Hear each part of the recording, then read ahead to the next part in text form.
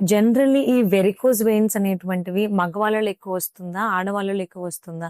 అసలు ఎందుకు వస్తుంది? So, compare with male and ఫీమేల్‌తో పోలిస్తే ఇది కంపల్సరీ ఫీమేల్స్‌కే ఎక్కువొస్తుంది. డ్యూ టు లాంగ్ స్టాండింగ్ గాని, హార్మోనల్ చేంజెస్ గాని. సో, దానివల్ల ఎక్కువొస్తుంది. అంటే ఎందుకు అంత ఇష్టం వెరికోస్ వెయిన్స్‌కి ఆడవాళ్ళంటే? అంత ప్రేమ ఎందుకు? అభిమానం ఎందుకు? యాజ్ యూజువల్‌గా లేడీస్ మనమైనా సరే మర్చిపోతుంటాం. వర్క్ చేస్తూ ఉంటాం, వంట చేస్తూ ఉంటాం, మర్చిపోతుంటాం. సో, అలా లాంగ్ స్టాండింగ్ ప్రొలాంగ్ అయిపోతుంది. వాళ్ళకి తెలియకుండానే అది ప్రొలాంగ్ అయిపోతుంది.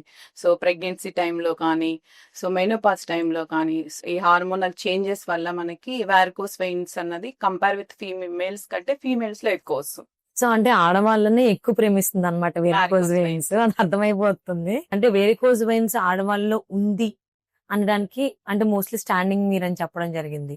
సో, వాళ్ళు స్టాండింగ్‌లోనే కుకింగ్ చేస్తారు. స్టాండింగ్‌లోనే బట్టలు బట్టలు ఆరబెడతారు. ఆరబెడతారు. యాహ్! స్టాండింగ్‌లోనే అన్ని. అన్ని పనులు చేస్తారు. సో, ఆ స్టాండింగ్ కూడా వాళ్ళు మర్చిపోతారు. మనం ఎంతసేపు నిలబడుకుంటున్నాం, ఏంటి అవన్నీ మర్చిపోతారు. దానికి యాడెడ్‌గా మనకి హార్మోనల్ ఇంబాలెన్స్ కూడా ఉంటుంది.